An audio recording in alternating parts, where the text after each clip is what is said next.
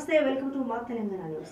Gundlapochampally municipal పరిధిలోని నీలం చెరువు కట్ట దగ్గర అక్రమ నిర్మాణాలను చూసి కూడా చూడనట్టు వ్యవహరిస్తున్న మున్సిపల్ అధికారులు, ప్రజాప్రతినిధులు ఇక అందిన కాడికి తీసుకొని జేబులు నింపుకోవడం పరిపాటిగా సాగుతుంది. చిన్న చితక వారు ఏదైనా నిర్మిస్తే వారిని మాత్రం అక్రమం అంటూ తొలగిస్తున్నారు.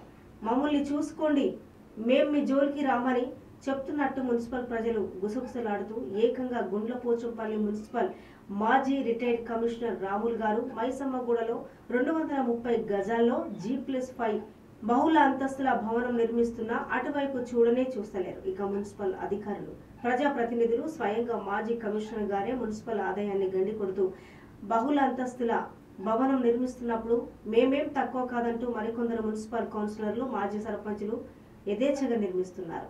ఈ తంతు అంతా చూస్తూ గుండ్లపోచంపల్లి మున్సిపల్ ప్రజలు ముక్కున వేలేసుకొని అధికారుల, నాయకుల తీరుపై మండిపడుతున్నారు.